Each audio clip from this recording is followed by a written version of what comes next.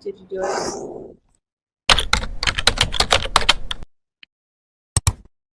Nobody talks about you, then you are nobody. Then you are nobody. Remember. All is One Reflections, everyone. I am Priestess Ifakemi, and tonight we are doing another Sirens Lounge live. We are going to be closing out our Sacred Womb series that we were doing earlier this year. If y'all recall, we spoke about womb healing, we spoke about womb healing techniques, and the importance of womb healing and why it's so very important, which led me to the conversation that we're going to have this evening. So, as I said, I am Olaia Ifashevi, and I am an initiated priestess with the Orisha Hoodoo Institute. I'm the owner of Yemiya's Inclinations, a spiritual offerings boutique specializing in customized spiritual tools and services. I'm a community priestess by way of career as the executive director and co-founder of Black Community of Portland. I'm everything that you need and more. I'm going to allow Miss Venita to introduce herself. Please, Miss Venita, introduce yourself. Thank you so much. Good evening, everyone. My name is Venita Cheney Qualls.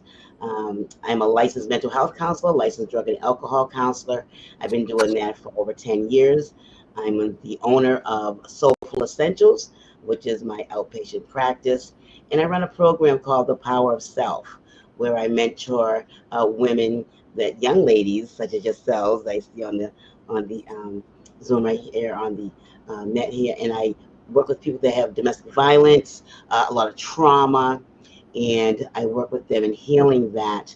I use somatic experiences such as brain spotting, EMDR, internal family systems. I'm a Usui Reiki master. I love anything that has to do with the mind, body, and soul. Thank you so much for being with us this evening. I'm very excited for this conversation. It is going to be a juicy one, y'all. Priestess, Osun Kemibi, Ifakemi, go ahead and introduce yourself.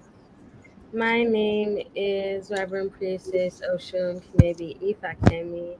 I am a root doctor, natural medicine doctoral candidate, biomedical health scientist, priestess within the Orisha Hoodoo Institute, as well as a mentor and educator.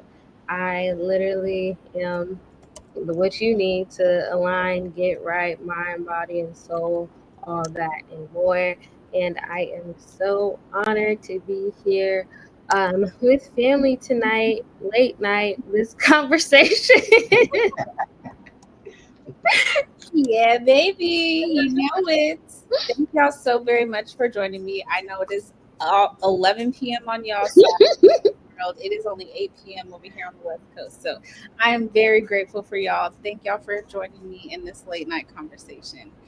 Tonight's conversation is so special to me. Here on Sirens Lounge, we understand that taboo topics and points of conversation that are not readily spoken on and have in previous times been kept on the hush are important. We are ending that cycle in this space and having all the conversations. So brace yourselves, okay? Get you something to drink because we having the conversations. Being a woman is more than what I ever imagined. As a young girl, wishing my body and boobs were like Janet Jackson's. Yes, that is a very real statement. I now have a clear understanding that womanhood isn't taboo. It's the media and society that make it appear to be that way. I remember seeing old commercials on TV about sanitary products for your moon time, your period or whatever. And this one always sticks out to me because it was so funny, even at my young age. There was this teenage girl on the phone with her friend telling her she can't go swimming because, I got the curse. And I just, every time I saw that commercial, and it was for like a pads commercial or something or other, and they would just switch to the pads and wings and like all this. And it was just always so funny to me that she just referred to her cycle as the curse. But I just laughed at it, and I asked my mom one time. I was like, "What's about this reference about a period being a curse?"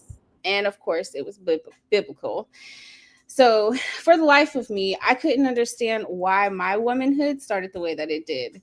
For those that don't know, I had a rough starting out my first 2 years coming into womanhood. Having my cycle was very difficult. I almost lost my life.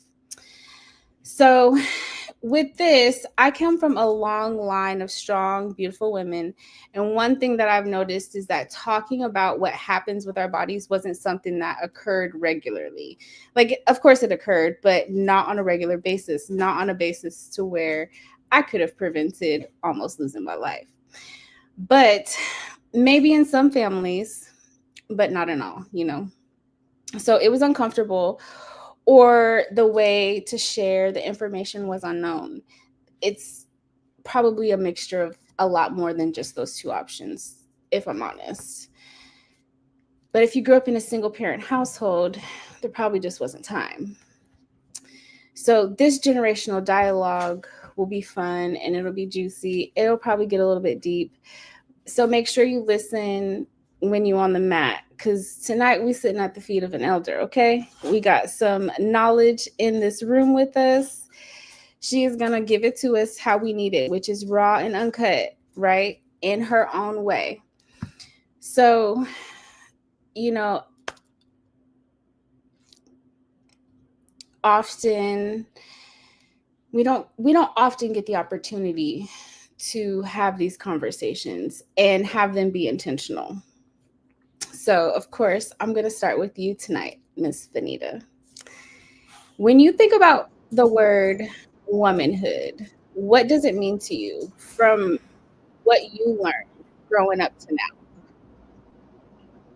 It's a very good question. I was talking to some clients, so I do mental health, and I have a lot of young ladies in their 20s, the ages of 20, all the way down to 40. I'm 59. I'll be 60 in April. I can't believe it. I'm going to hit another decade. Um, and being a young lady and just being a woman, it's a lot. And we go through so many um, biological changes, right? We go through young ladies, little girls, right, and then we go into the young lady, and then getting that curse they call it, but having your menstruation, right, and then we have babies, right? We go through a hormonal change there, and then not even just that, but then you hit the 20s, the 30s, the 40s, okay? When I hit 40, I started to go into the hot flashes, the menopausal stage. That's a beast in itself, right? And so you have the hot flashes, right? You got the covers on, covers off. I don't know if anybody's on there that knows about this yet, but you will, being a woman. And then you change. And I remember when I was going through that at 41, my body said to me, and I'm very in tune with my body, and it said to me, I'm changing, just like that. And I was like, well, what do you mean? Not knowing that I was going to go into perimenopause for like 10 years. And so being a woman is a lot. It's a beautiful thing. It can be an embracing thing, but I want to say we need a lot of sister circles to talk about things that were never talked about. So I go along with you, Priestess. My mother gave me a book at 12, 11, 12, telling me about the birds and the bees. What does that have to do with sex, right? And so when I started to have my menstruation, my period, I was shocked. I was at a friend's house, and oh God, I was at a friend's house, and her brother saw it because I was, had a little bit of blood in my pants, and I didn't know. And I ran home, and I told my mother what had happened, and I said, well, don't tell Dad. You know, my dad comes downstairs, and he's like, "Oh, I hear you're a woman now." I was like, mortified. I thought I could tell my mother something in confidential, and don't tell Dad. And Dad's like, "Oh, you're a woman now." I was just disgusted. But being a woman entails a lot. It entails us, evolving, the stages of human development is a lot. I was talking to a young lady about these stages of human development, and that's a lot, going from young lady to young woman to womanhood, and then in declining. We're not as perky. I heard you say earlier you wanted those breasts like Janet Jackson. I say we all did. Mine are not. And so as you get older, gravity comes, right? And everything starts to fall, and it doesn't look the same. And so but in that I embrace that. And as women, we need to embrace the change, the beauty of us, the beautiful evolving of us. I used to have hair. I had a very long hair, and I decided to cut it off, and then I decided to let it just go white, and I embrace that. I can't tell you how many people have come up to me, women, men, white men, to say, "I love your hair. I love the way it looks." Um, I embrace that because it's a part of me. So I think that being a woman, we have to learn to embrace ourselves, all of us. I do internal family systems. You all call it shadow work.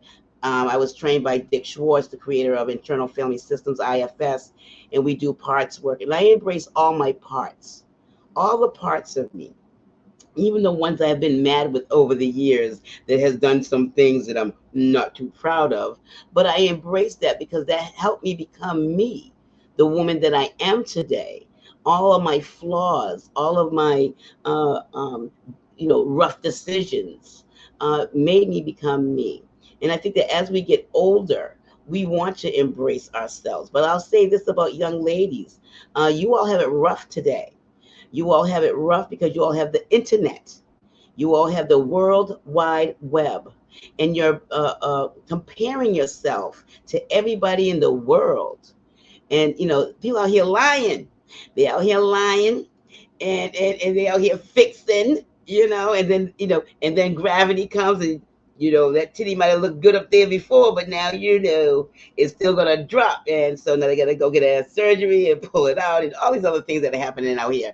And so we look at all of that, but we're comparing ourselves, and I find that a lot of young ladies today are comparing themselves. And I tell my clients, stay in your lane, stay in your lane, and do you, and embrace you, and love you, because you're all you have anyway. At the end of the day, you only have yourself. Yes, you have a group of sisters such as this, and it's beautiful to have a community. It really is. But at the end of the day, you have yourself. And if you embrace yourself and love yourself and be kind to yourself and send yourself compassion, you will decrease your low self-esteem, low confidence, self-doubt, some of that anxiety, some of that depression, right? Because you're not looking over there and over here and everybody else. You're looking at you and what you need to do for you. So being a woman and being a young lady is an evolving, beautiful event if you make it so. If you choose to be that, if you choose to have that. The law of attraction says what we put out there, we get back, right? Being mindful that what I put out there, I'll get back. So if I say not nice things to myself, then not nice things will happen. If I say nice things to myself, then nice things will happen, right? So we need to be mindful of what we say to ourselves, minute by minute, second by second. And in that, you will show people how to treat you. If you treat yourself kindly as a young lady and as a woman, young woman and woman, you will see how people will treat you. And I think that's very important today. And so I do want to say one more thing before we, pass it on. But be mindful of who you let in your energy field. I do energy medicine. I'm a Usui Reiki master. I'm very mindful of who I'm around. Everyone cannot be around me. everybody's vibes are not well. And so if I don't take care of myself, I will let anything and anybody in, and all hell can break loose. A lot of narcissism going on out here. A lot of people out here not being nice to people, right? So I want you to be mindful of the rules of engagement that you have with people. The rules of engagement. That's right. Someone said, same, I cannot and do not go everywhere or be around absolutely. Absolutely. And we need to have rules of engagement. And it took me a while for myself to even get there. Because I want to be everybody's friend. I'm happy go lucky. I'm a true Aries. I'm out there. But then I had to learn that everybody's not down for me either. I may not be down for them, but they might not be down for me either. And that's cool too. So I've had to learn some of them boundaries, right? Some boundaries. And I think that today we're a boundaryless society. We're a boundaryless society where anything and everything goes. Now, mind you, I was born in 1966, right? It's the love era, right? The Civil Rights Act and all of that was happening, right?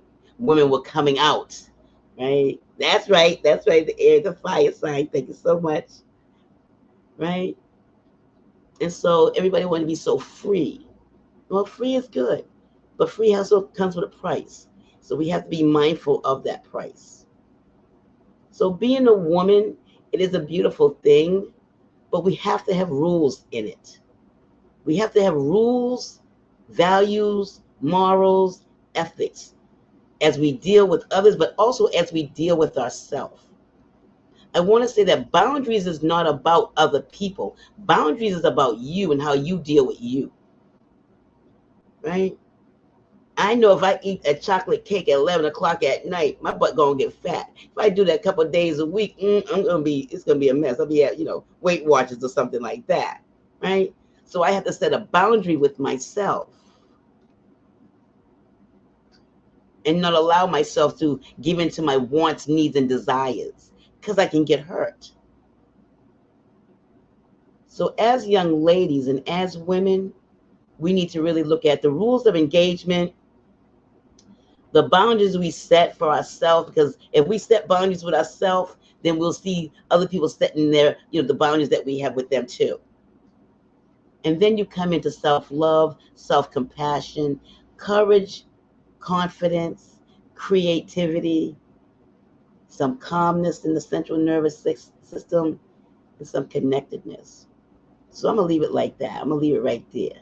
I don't want to give homework yet, like I'm in session with my clients, but think about it, ladies. How do you engage with yourself and how do you allow other people to engage with you? What are That's your a rules of engagement?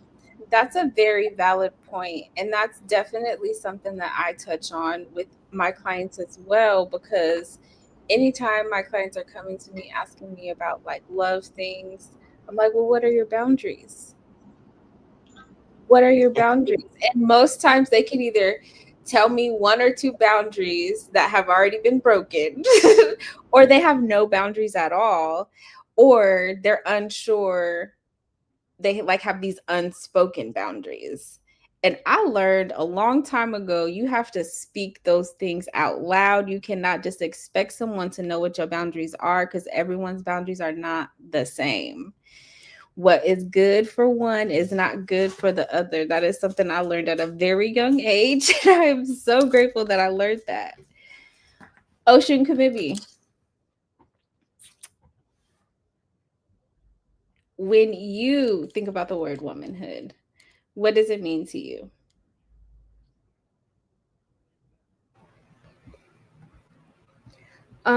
For me, it's literally just tapping in to that divine aspect of you. It's that aspect of pushing your legacy forward in whatever that means to you, whether that be a child, whether that be a business, whether again that just be your legacy. It's just embracing all parts of your life. the family, your faith, your joy, all of that. Thank you for that. I mean, womanhood is so many things. Miss Venita mentioned she went through the cycles of womanhood, right? Like she went through it in the beginning of her talk. We go through all these different cycles, and womanhood is embracing each and every one of those cycles and then being able to regurgitate your personal experiences and the things that you learned for the next one coming behind you.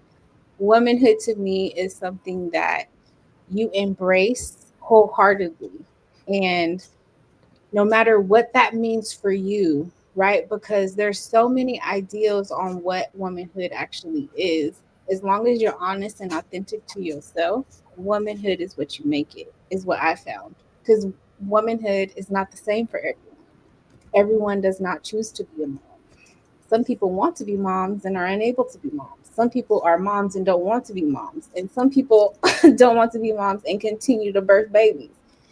So womanhood is so different for so many different women. That as long, I feel like as long as, like Ocean Kemibi said, you are tapping into the divine energy within, yes, your masculine and your feminine together, you are a divine being. Okay, so tapping into both those energies, knowing what both those energies contribute to your life, how you carry those energies, knowing what the frequency is that you are walking in and that you outwardly give to people is all a part of womanhood.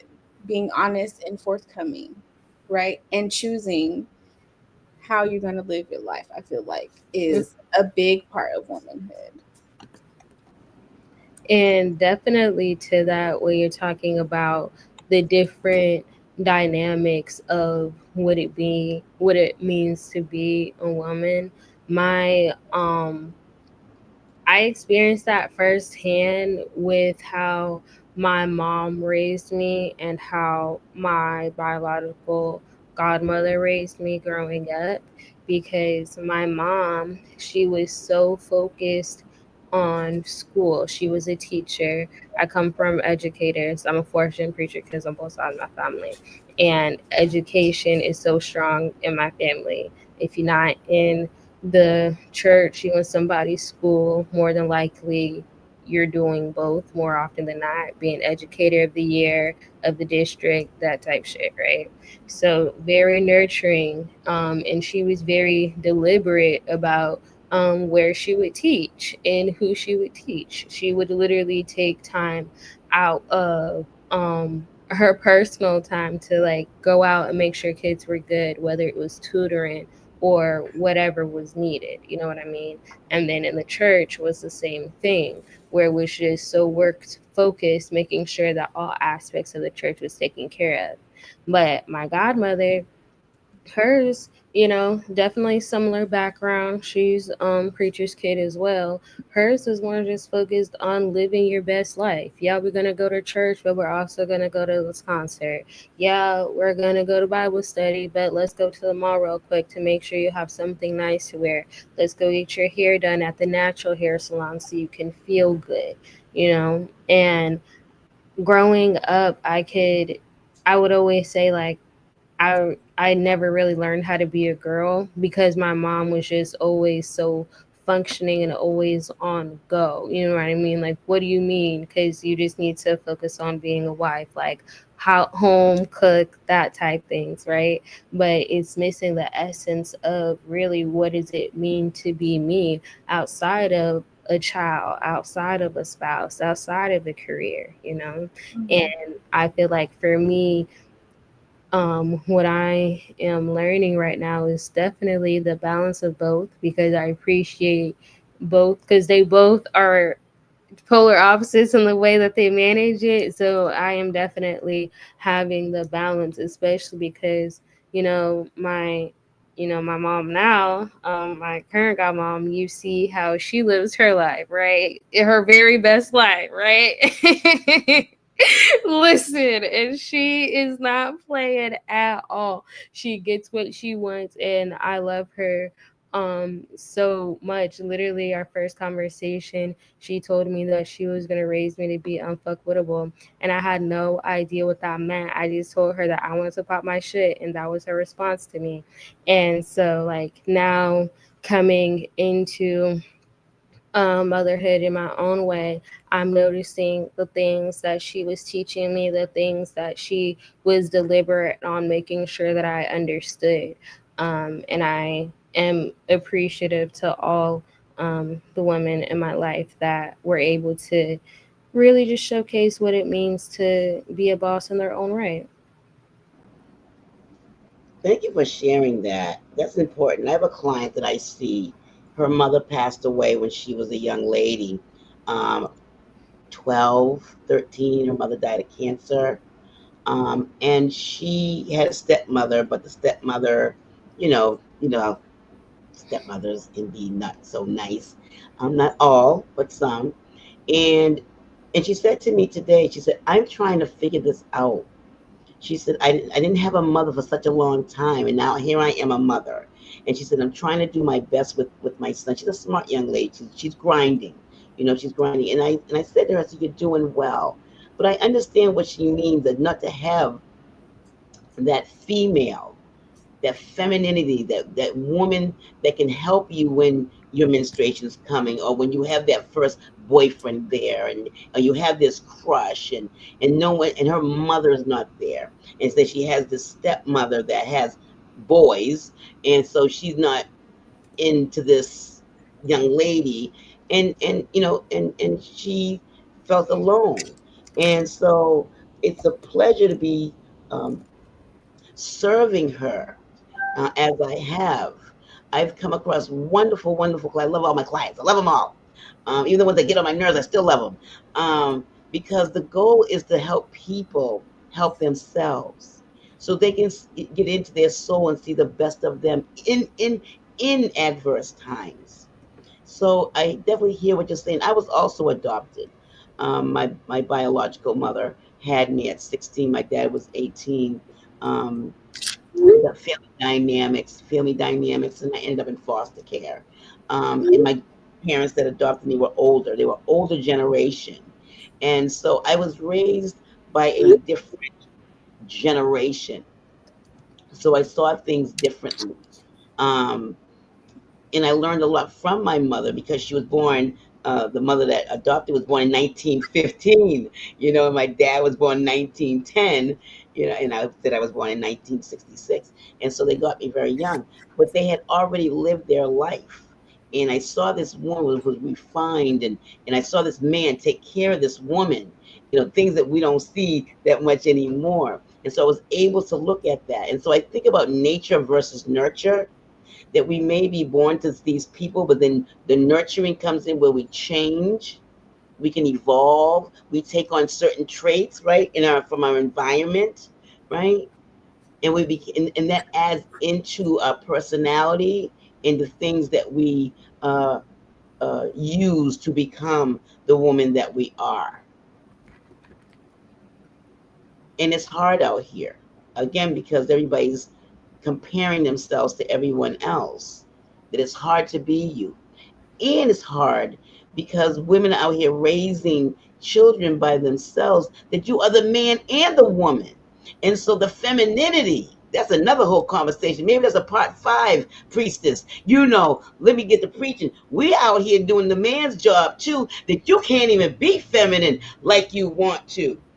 And so, yeah, so the part of us that really wants to come out and be that beauty and be that feminine, that feminine woman, honey, you too damn tired.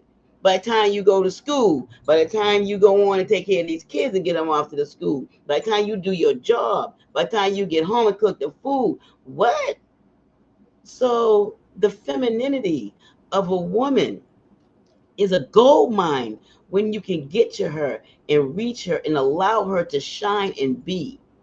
But because we're grinding so hard out here, that gets pushed to the wayside. Listen, that brings me to my next question. Miss Venita, what were you taught about being a good woman? like in love, marriage, partnership? Like, do you think that advice still holds true to today? I wasn't taught, but I watched my mother, as I just was explaining my little background. My mother was born in 1915. That's a whole different type of woman. My dad was born in 1910. That's a different type of man, right? So I saw a woman that was kept.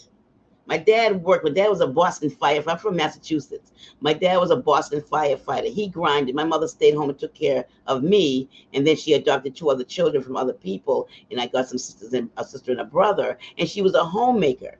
So I saw a woman that was able to stay at home, take care of her children, while the man was at work. And she did everything. She did it all. And when my dad come home, she was cleaning. She made the house, make sure the house was clean, clothes was done, his bed was made, his food was done, and all of that. It was a different type of woman back then. See? And so today, uh, I see people and I hear people talk and all that. So for me, I can mimic that because I've seen that. I don't mind serving my man. That doesn't bother me. Maybe because I was raised up in that, right? That's right, Brittany. That mom and daddy roles, both roles, them dual roles that we have. But I saw my mom do that, and I can do that, but maybe with some reservation because I gotta make sure you bring my money to me.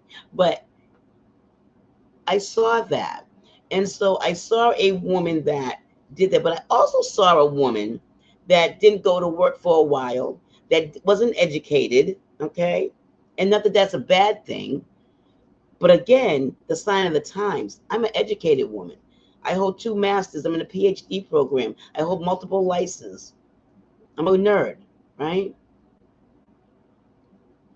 So it's a different type of time and generation, right? So when I hear people say, I ain't cooking that man nothing, I'm like, oh wow, I don't know how how that happens. Like I don't know. I don't know. I think some of the men that I've dated kind of like my cooking. That's why they hung around a little bit, though they got on my nerves, and I said, "Oh, it's time to go," because my attention span is like this. Um, but I don't mind that because I saw my mother do that, you know. But I do know that today certain things don't happen that way. And but does that take away from anything? I don't know. I think it depends on the relationship. But I do think that that part of a woman um, is a gold mine. Because number one, you learn to cook, you learn to serve, right? Because we're out here, we're service providers anyway, right? And wait to a man's heart is through his stomach, right? A way to anybody's heart through the stomach. 'Cause I'm gonna go with somebody else. You can cook. I'm going to your house, right? And eat, right? But so for me, I think there's um, a lost trait that women used to have back then. Yeah. I definitely feel that. I definitely do. I remember one time I was in a relationship with this man, and he was a little bit younger than me. He's about 5 years younger than me, but he considered himself having an old soul. So he had it in his mind that he wanted a homemaker. And I was like, what the fuck is a homemaker? What is a homemaker? Right? And I know what a homemaker is, obviously. But a homemaker to me is not what he thought a homemaker was. And I think that homemaker image has changed with the times. You know what I'm saying? Because many women are playing both roles for their children, their mother and their father, or they have to be in their masculine and they very rarely get to be in their feminine. And they yet and still are homemakers without being at home all day cooking and cleaning and ironing drawers. It's Like, definitely a sign of the times. Exactly. it has changed. That kind of reminds me of like I always say nothing has changed with racism but the time. And so it's kind of the same like with being a woman, a homemaker. The time has changed. So that definition of that 1920s, 30s, 40s homemaker is going to be different in 2025.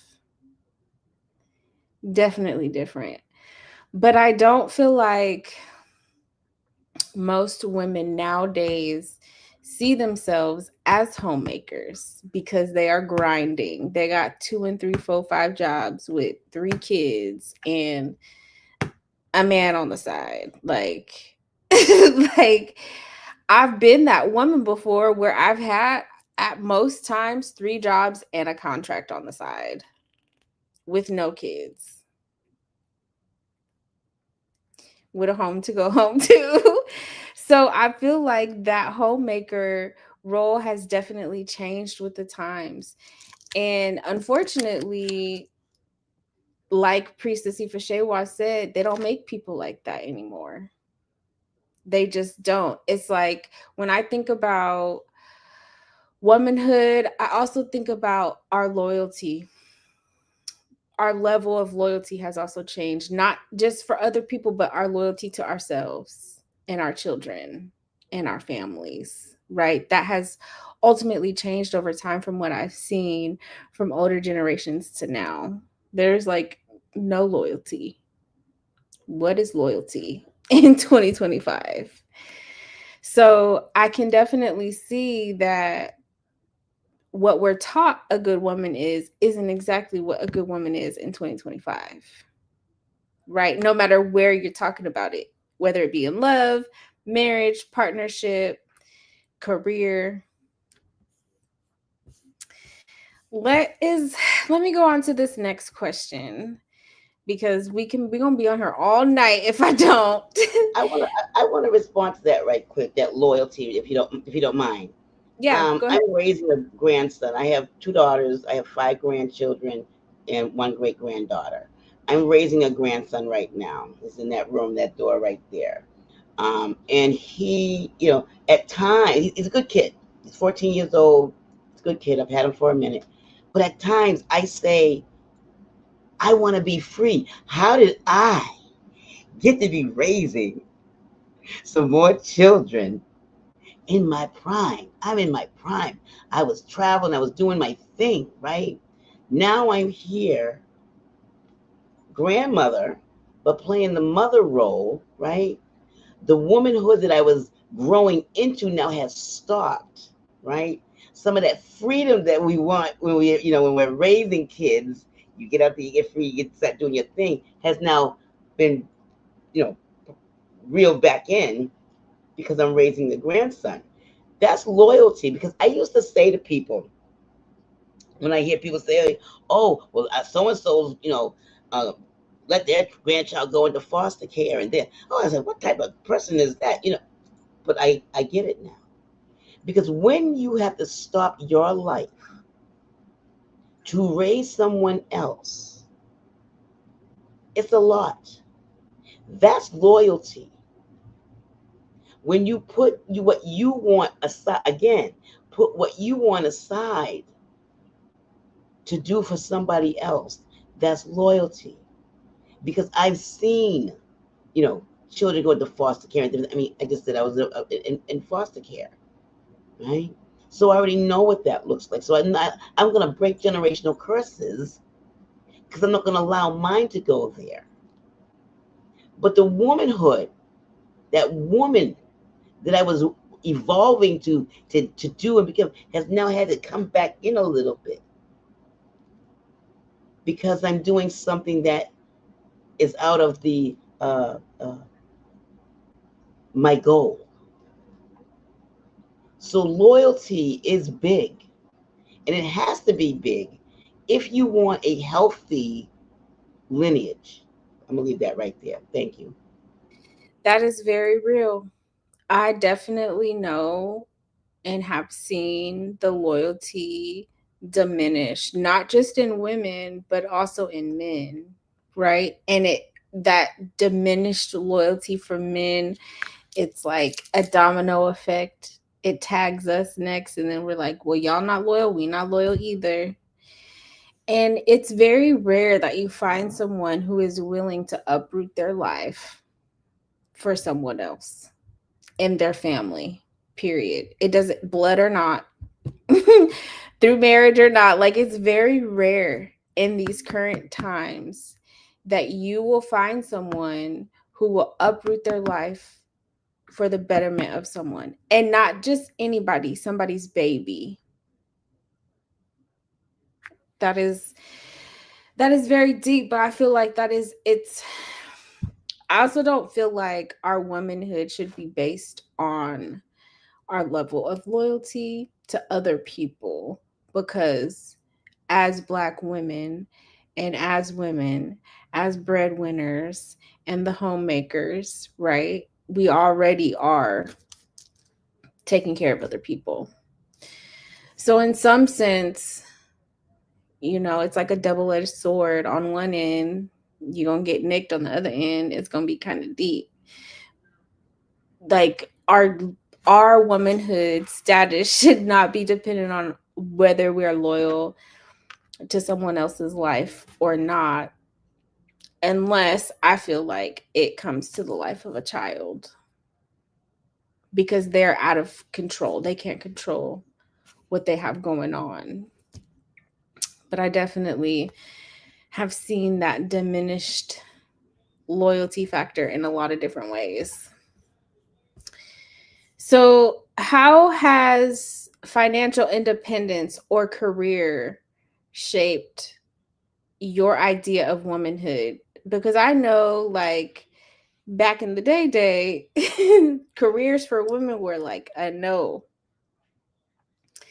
And in my research, I know that in the 70s is really started booming for women, both like career wise, also having control of our body wise, also women in the medical field being able to actually be like, nah, bro, you don't know what you're doing. Right? Like, I know it's around that time when women really started standing up and being like, let me take this over because you fucking shit up. So how has like the financial independence piece shaped your idea of womanhood?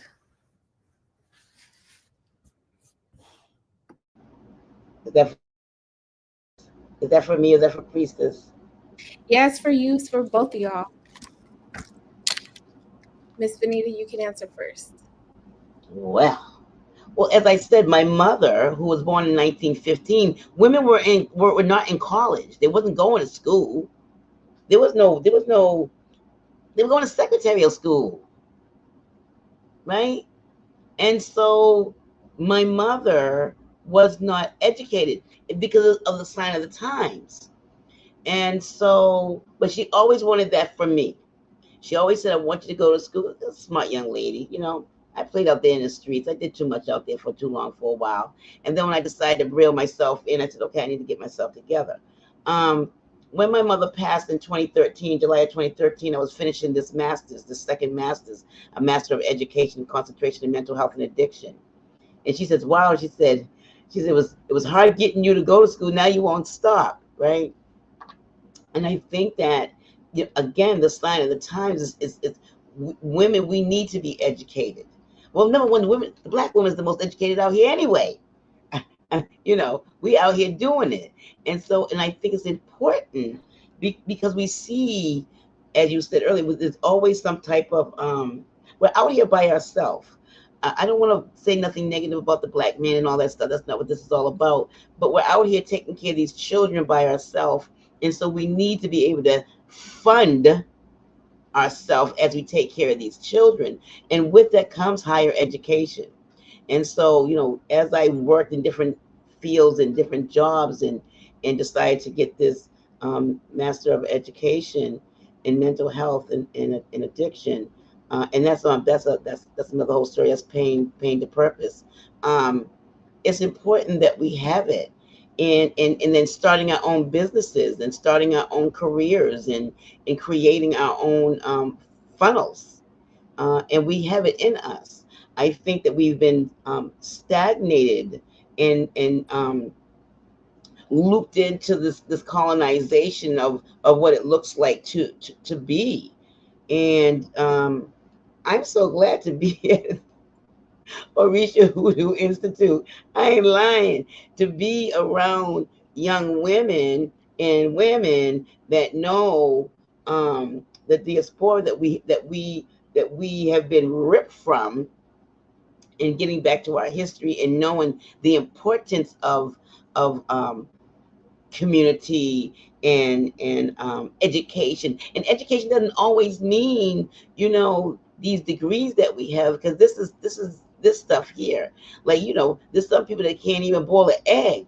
Like, they done took out home ec out of school. They need to put home ec back in school, because these people did it, they can't do nothing. And so but I think that it's important that that we understand that it is important to have our career so we can take care of our families, our lineage, because people are watching you. Your children are watching you. They're watching you. Everything you do. And so I always said to my children, I want to be that mentor for you. I know I'm not no Beyonce and all that. I can drop it hot though, but I can't sing. I can't do any of that. But I want to be that mentor for you. I want you to say, my mommy raised us and did something well, and she's this and she's that, because that's going to give them the incentive to do that too. They're going to want to do that also. And so, what I do understand is that our babies are watching us, and I want to make sure that I'm in my best form as the woman, the head, the Medea, that they see and they can emulate from. I'm gonna leave that right there.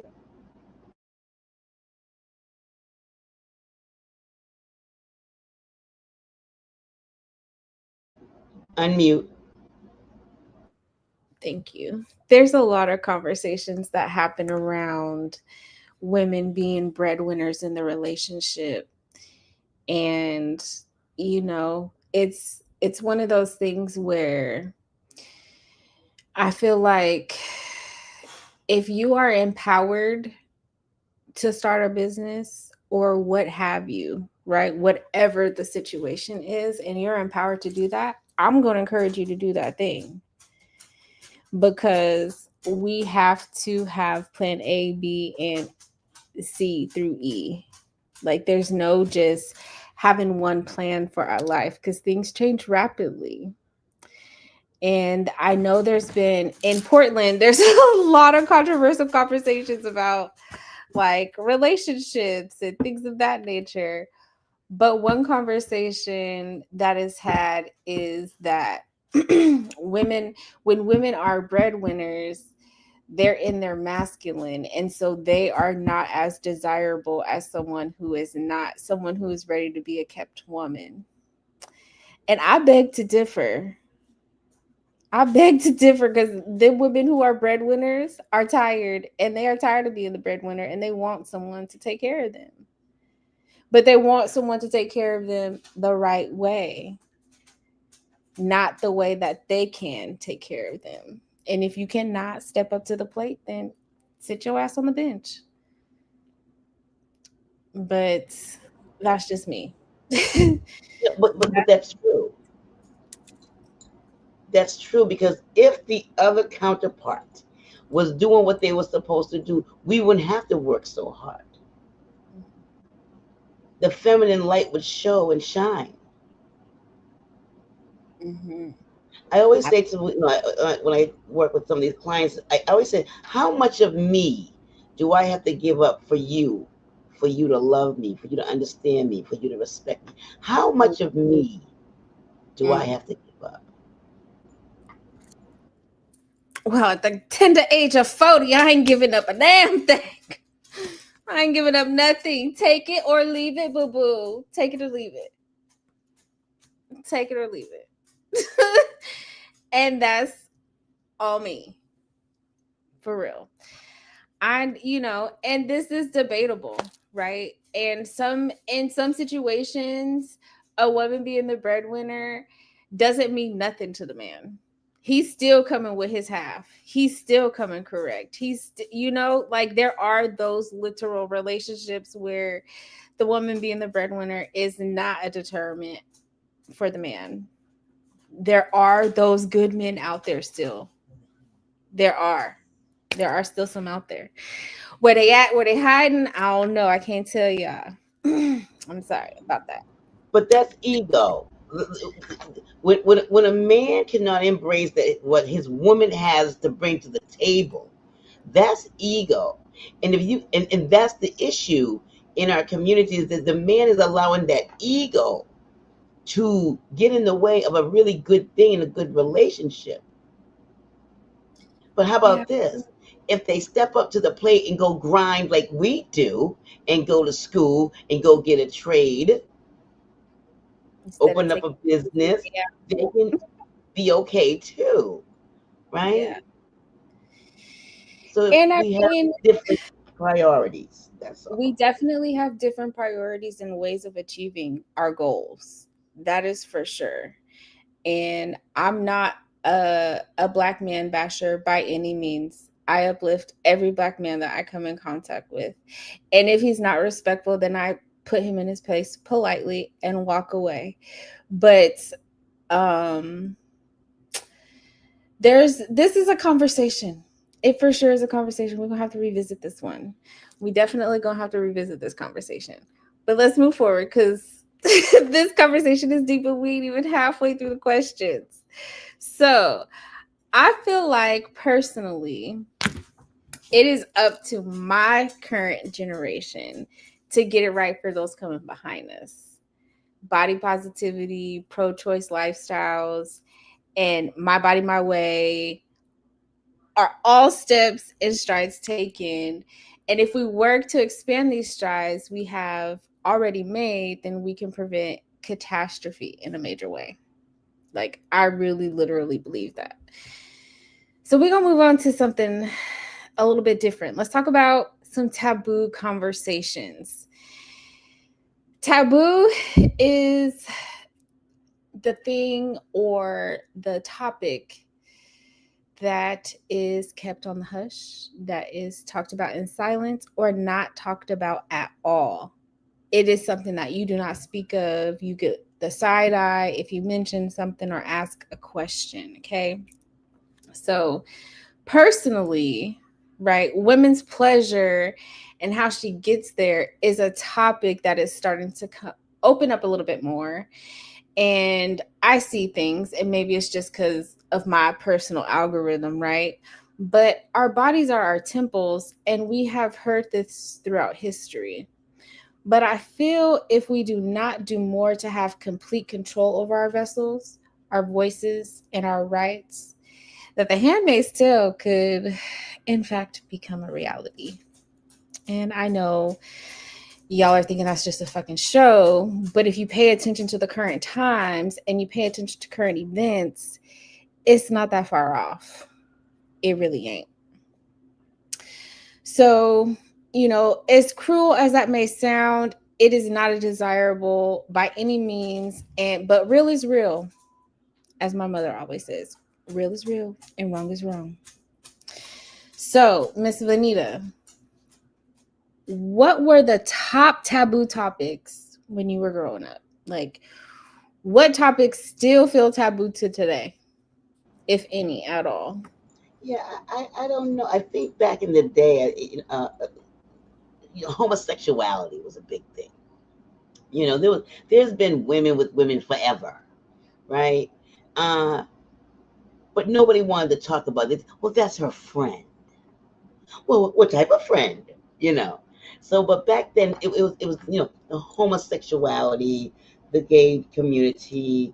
That was a big a hush hush. We knew people. We know. We had cousins that were gay. We saw the men that were a little more feminine than some women. But we didn't. There wasn't a big talk about that. And now, of course, it's everywhere. To each his own. because they got their own problems too. They beating up each other, got domestic violence and everything else going on in there. They're marrying each other and getting divorces too. They're adopting children, and the children that they adopted, coming from broken homes too, just like heterosexual. So it's all the same game. Um, but yeah, back then it was the homosexuality that wasn't really talked about at the table.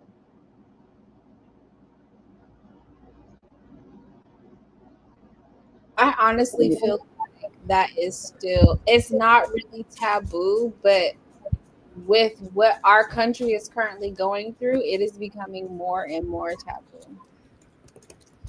And I had a community member of mine here in Portland who's a trans woman flee to Canada for fear of her life. And I just feel like it's not being talked about enough right now. It just isn't. There's a lot of things happening. I also feel like a lot of stuff isn't being talked about. We just not here for that right now. So I'm not even going to go down that rabbit trail. Let me regroup. But the taboo topics that um being a part of the LGBTQIA plus community, right? I don't know if that's the most current sentence, but I hope I'm close. I just know that there's more there's more to it than what meets the eye. And it's like Miss Venita said, they all are having their own marital problems and issues and all the things. And it's a serious conversation that needs to happen. I definitely feel some type of way about one of my community members feeling like she had to flee. And you know, is definitely something that has to be spoken more about. Our choices, right? How our lifestyles that we choose to live. But there are a lot of young women who have um, lost their lives to domestic violence, and many more who are young mothers watching videos and movies and not having the proper conversations to prevent teen moms, or in our current society, is missing. I have seen an entire family of hoes and women in the sex industry. Okay.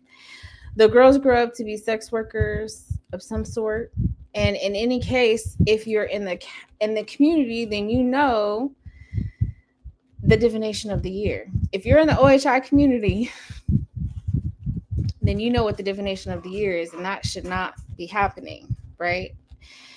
And so a lot of what I've personally heard this year is very alarming. One of the things that I've heard is about some STD or STI going around that don't nobody know what it is. If you know, you know. Get your life.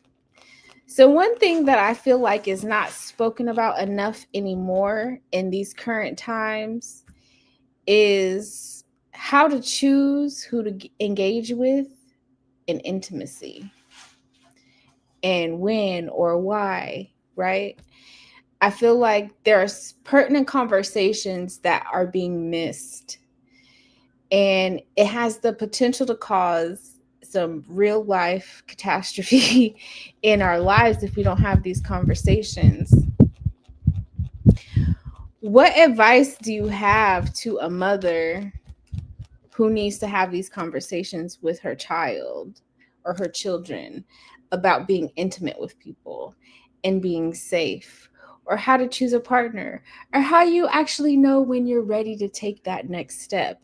What advice do you have, Miss Venita, for a young mom who maybe did not have that conversation, or someone who maybe was in the most undesirable situation having babies that she didn't choose to have, right?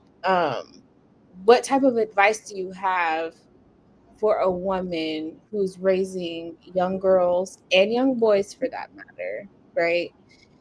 About how to get to that next step. Because we know as soon as the hormones change and they kick in, if the conversations haven't already happened, then you probably shit out of luck with that one. Right? Like if there's no adult supervision ever because it's a single parent household and the parent is Well, working 70, 50 jobs, right? Like, what advice do you have in that situation?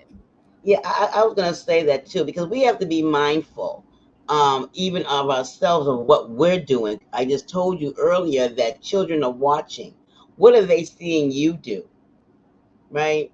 Everybody wants love, right? And so we bring these, men into the relationship. They may stay a while. They may, I don't know what they're doing. They may stay a little bit, but we need to be mindful because the way the child perceives his environment or she perceives that environment is how she'll react, right? And if she sees mother in and out with different men, she's going to think that's the way to go because she's going to, we call it modeling behavior. She's going to model behavior. He's going to model behavior, right? The young man, he may not have respect for, you got too many men out here not having respect for any women. Well, why is that? What you see, what you notice, what was going on in your house that you have no respect for women? And so I definitely think that, first of all, women have to check themselves.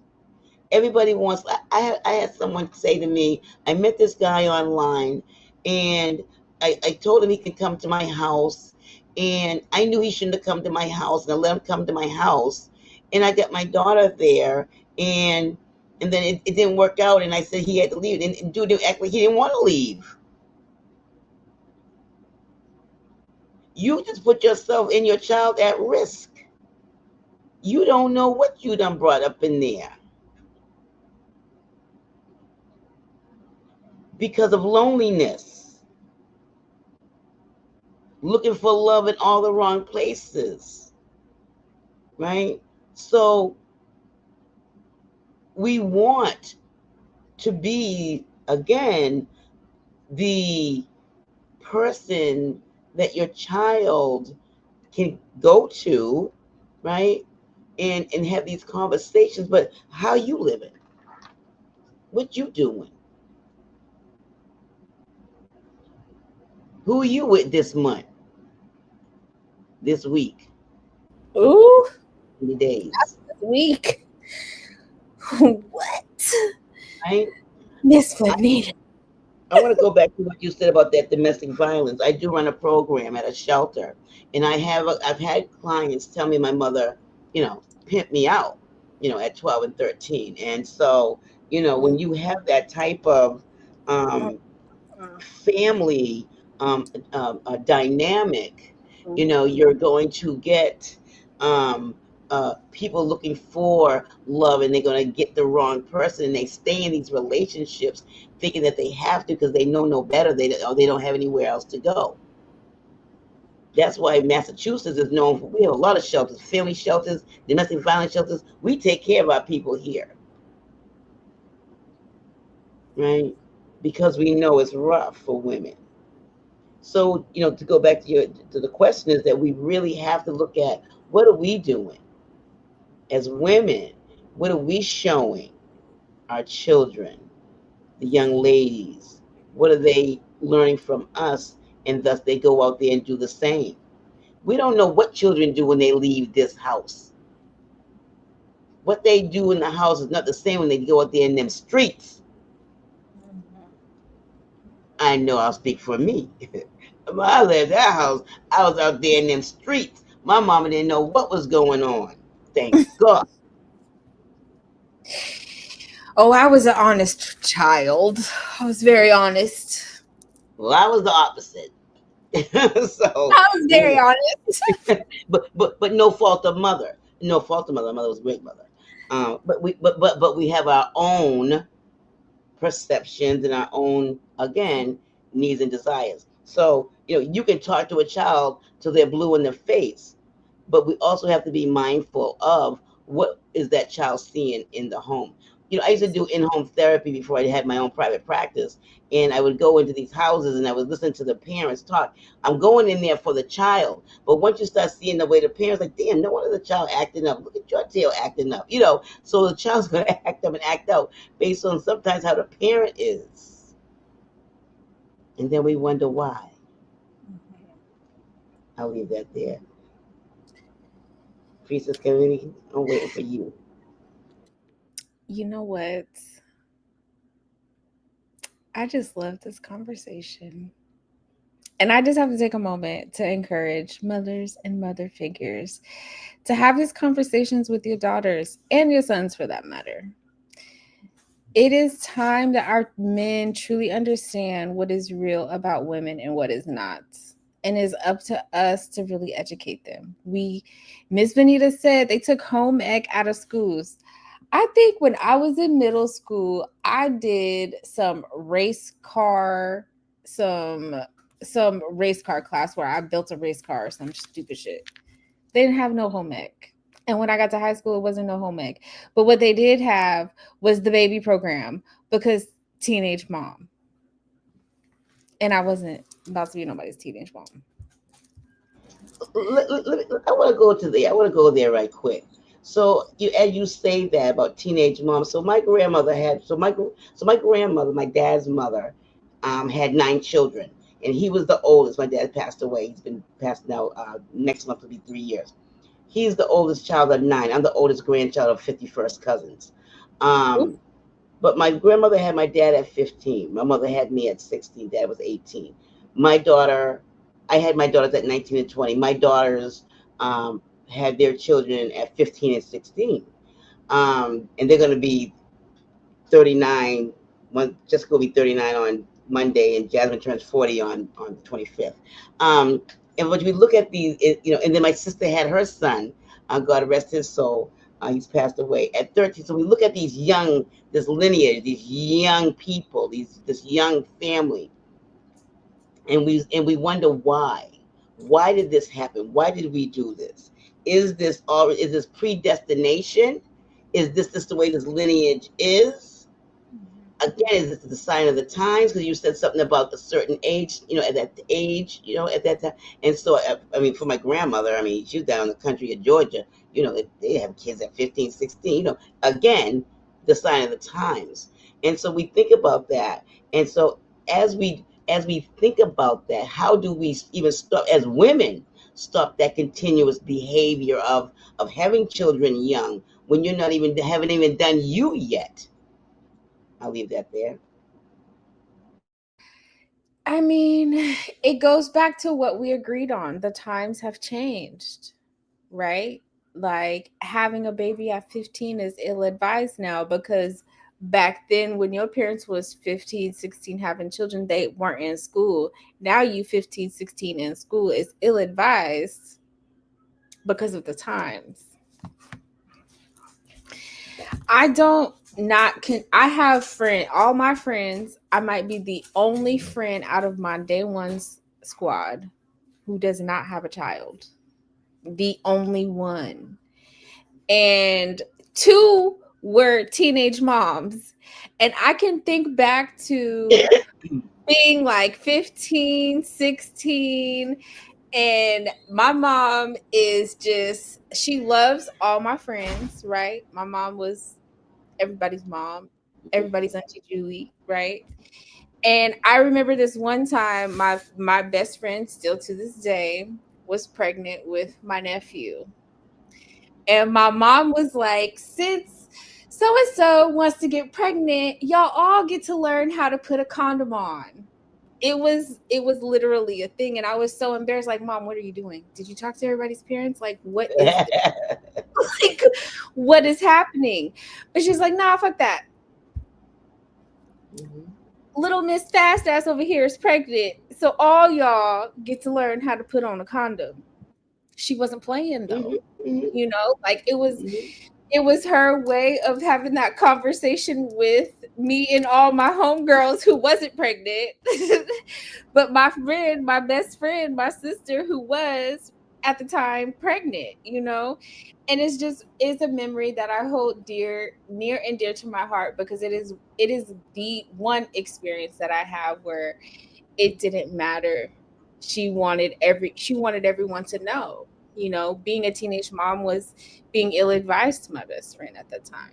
She was young, very young, you know, but she had a community and she had family, and we rallied around her. And my nephew is like 22 years old now, so he's a whole grown ass man. And things have changed, but definitely I feel like it's that the time period, Yep. what our country is going through, who the current administration is, right? Like what this country is going through really matters. And what this country is currently going through, being a teenage mom is not advised, especially if you're not ready. If you're not ready, especially, or if you're in a situation that is not ideal. Like in some situations, it's hard to control that though.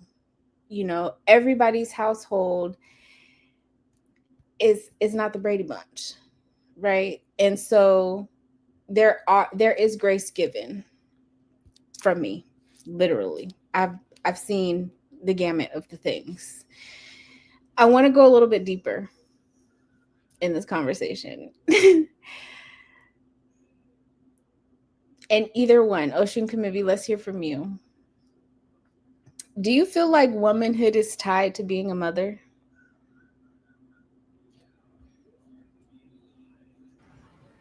Hell no. Not at all. Not at all. I think that women that give birth, that is a wonderful thing, and that nothing takes away from that at all. But I think that if we are talking in the aspect of womanhood itself, um, being a motherhood, being okay, let's just take a pause right there. Um, Even being a mother is more than just giving birth to, right? You have, um, just give me a moment. Womanhood in general is not tied to giving birth. It's not tied to the aspect of how you are able to carry yourself. And I want to make sure that when we're having a conversation of being a mother, it's not limited to just giving birth.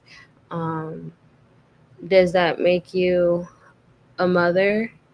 There are other things to it. You have mothers that mentor, you have mothers that guide, you have godmothers, you have community mothers where you were literally chosen to mother, right? Godmothers where God and the parents chose you to mother this child.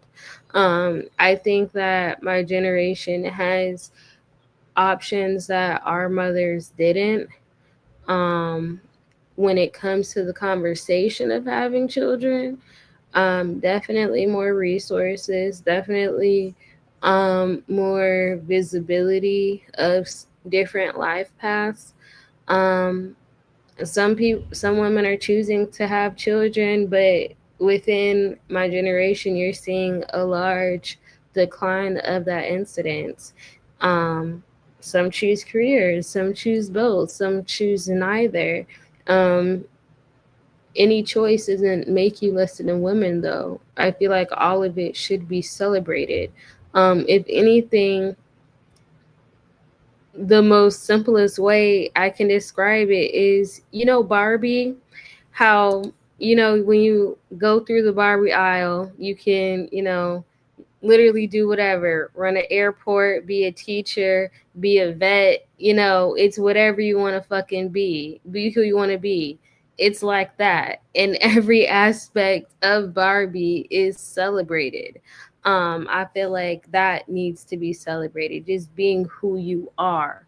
um and it also we also need to be comfortable with celebrating every aspect of that. um I know for me, some women may not choose to have children because they don't want to repeat certain cycles. Some just know that they cannot meter their energy in the way that it's, some are not really able to take care of a child and know that, right? And I feel like being a woman has the freedom to define not only what being a woman is, but what being a mother is. All of that is powerful within its own right. Thank you for that. I agree. I'm a chosen godmom. My goddaughter chose me. Literally. She I hung out with her one day and at the end I was dropping her off and she just was like, "Will you be my godmom?" And I was like, "Of course." It was in front of her mom and God. So I definitely feel like womanhood is not necessarily tied to being a mother, but for women who want to have children, it is an underlying current that if I cannot have children, how the hell am I a woman? Right? Because women are creators, we birth things. And that's not to say that birthing children is the only thing that we birth. I mean, hell, I birthed a nonprofit and a business and some more shit.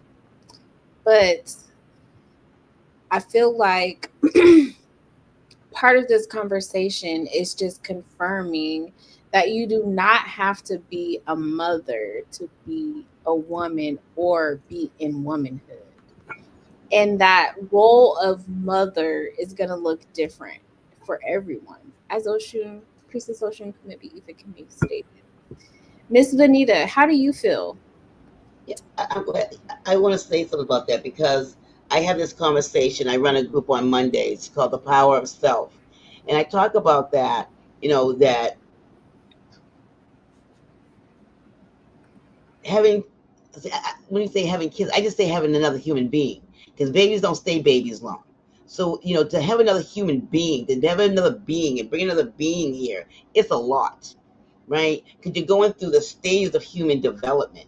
Everybody can't hang in all stages of human development.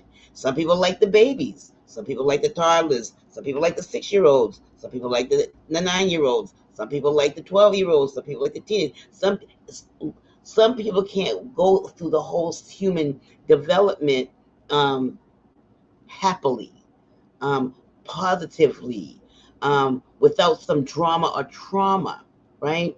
And so that's a lot. So when I think about that, when you say about have having children that doesn't stop you from being a woman, it doesn't, but it comes down to bandwidth. It comes down to how much can you tolerate, and especially being a single person when you're doing all the roles. So and that goes with father too. I mean, we're talking about motherhood, but that works for father. That's a vice versa thing, right? That's a vice versa thing because everybody can't go through all the human development stages. There's stages. Eric Erickson said there's stages of human development. So uh, I think that being a mother is a beautiful thing. Motherhood is a beautiful thing, but it can be stressful. And how you weather it determines how you can raise these children. It does. Um, there was a lady, and I'm going to have to find that and put it in our group, but she said she has PTSD from being a single mother. And I had to think about that. I was like, shit, me too then. If I think about it, that I was out here, 19 and 20, trying to raise these babies down in Atlanta when I used to live there because my children were born in Atlanta 39 and 40 years ago next week for both of them. Right there, they Grady babies. And we're not Grady now, down Grady that was down in the city hospital in the hood, um, brought forth by midwives.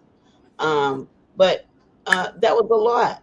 And so when you think about motherhood, motherhood is a beautiful thing as we think about the concept of motherhood. But when you get down to the meat and potatoes, it can be very stressful, and everybody can't hang doing that in all stages of development. And so we don't talk about that. Let me tell you something. People only see the finished product. They don't see the ingredients of how you get to that finished product. It's like when you own a business, people see you doing this and doing that. Well, but you don't know that I'm sitting here, I'm grind. I work 26, 25, 8, right? 8 days a week, 25 hours a day. Like you don't see that, but all you see is like, oh, well, she might be going here. Oh, she got her hair done. Oh, she bought a new car. But you don't know that people are sitting in there grinding. And so when you think about that with a child or with another human being, it's a lot to pour into someone, to pour into a personality, because you're developing that personality too.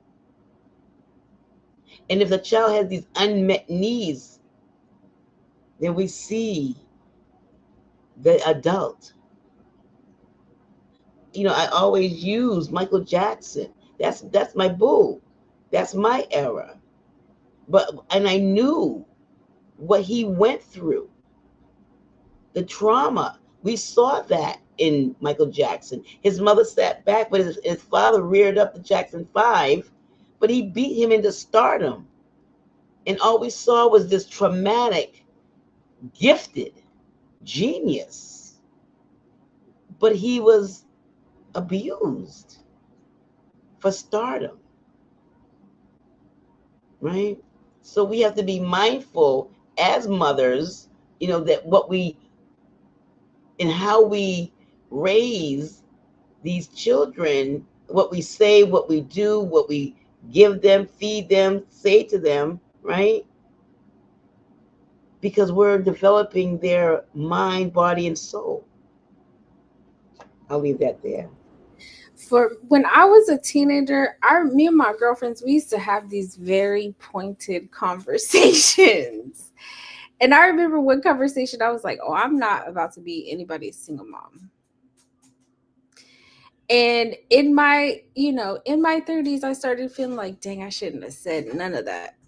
I didn't know about the power of Afus then, right? Like, I want children, right? But I had it in my head. I didn't want nobody's kids. I wasn't about to be nobody's single mom. Like, nah, you're not about to impregnate me and leave me with this baby by myself, because I am witness to my mother raising me and my brother by herself, right? And it put so many fears in me, being the oldest of two from a single mother. So many things happened in my younger years. I was like, absolutely not happening.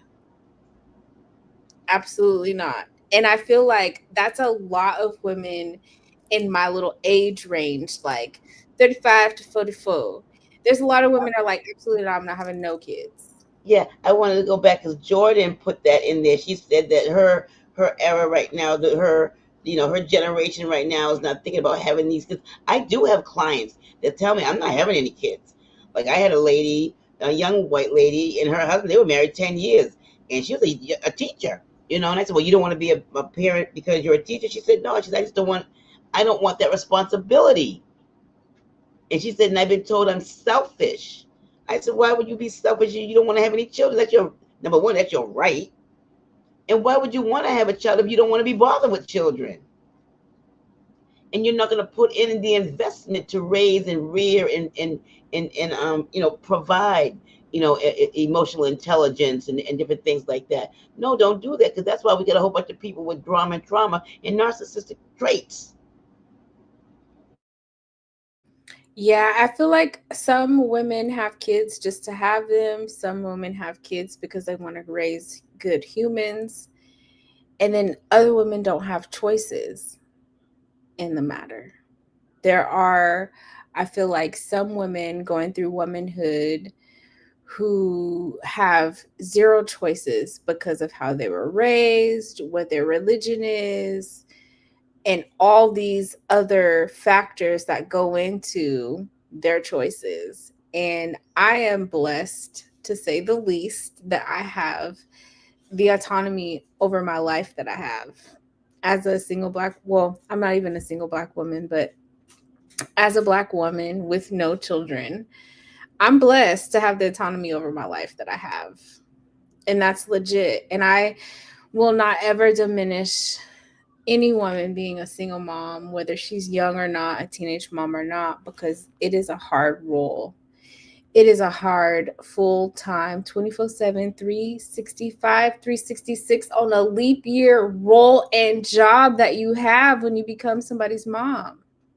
Like, that's real, whether you adopt them, whether they adopt you, or whether you birth them out your portal. It is a real life responsibility. And I applaud the women who know that responsibility ain't for me. I It's not. applaud. It's not for everybody. It's not It's for not for everybody. everybody.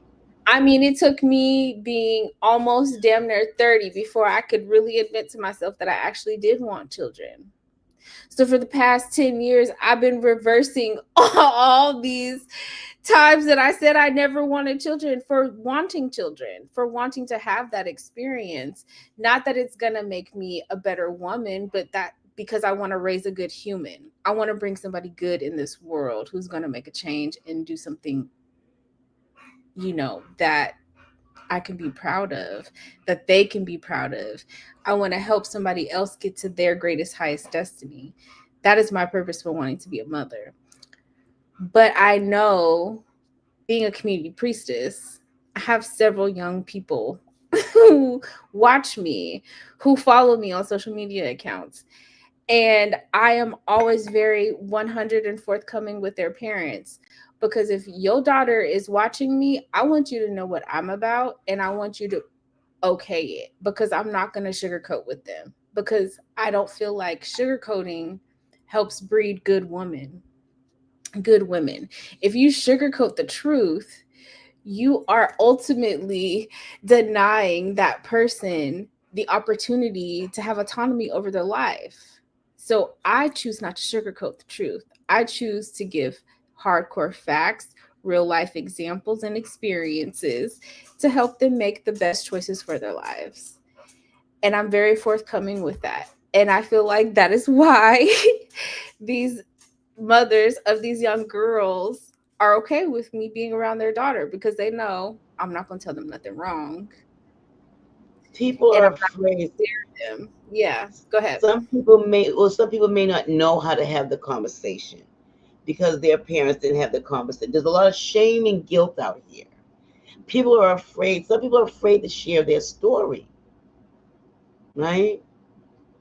Some people are afraid to share their story, and because they don't want their child to say, "Oh, uh, be afraid that their child might do the same thing, or maybe use that against the parent."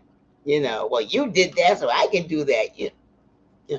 But there's a lot of shame and guilt out here, right?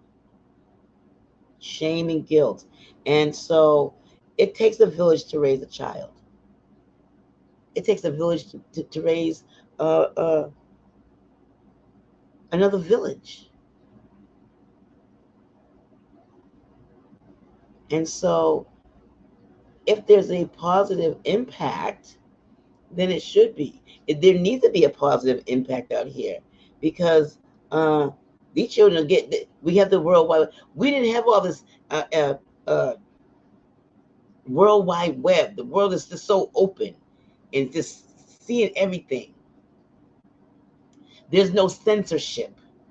The censorship when I was growing up was that you couldn't say shit on TV. And they wasn't sleeping in the same beds. Everybody's in the same bed, all on top of each other. You see, I don't even watch TV no more. I don't know what's going on. Oh God! But and I'm not a prude. They doing all that and more and hunching. Look at So much on TV now, and they be cussing on TV. look They at. do the most on TV. I told you the taboo was, homosexuality. None of that was going on back then. Everybody in the bed now, you know. And so, but yeah, but that's what it is. That the world is open, and so we as women, we do have a duty because we're Mother Earth. We're Mother Earth. We're Gaia, And so we have to be that light and be that source to assist and help others when someone else can't do it. I told you I was adopted. Had these people not took me in, I don't know where I'd be. Might be dead. And so they took that opportunity to put their life on hold to take a child in, and then took some more other children in and made a family. It takes a village to raise a child. I'll leave that there. It does. It absolutely does. And I love my God baby. I do. I love my Isabel. Okay, so let's move on. So, Sister Osun, Kemibi, Ifakemi, Priestess. When I think about the differences between your generation and my generation, the contrast is just a little bit shocking. To me, your generation is more free of expressing things and seeking change. My generation is also on that, but we are picking up the ball the previous generations dropped on both of us, right? So I'm curious about a couple things. Do you feel more pressure to figure it all out as a woman, career, love, family, or more freedom to explore who you are as a woman? Like, I feel like for me, I feel like it's a mixture of both, and I definitely feel like what you're saying because I definitely have the capacity to do so. Um, Even the same where I'm at right now in my journey, um, even my mom and my sisters aren't like there because their priorities, especially with where how they grew up and how they approach womanhood, is much different.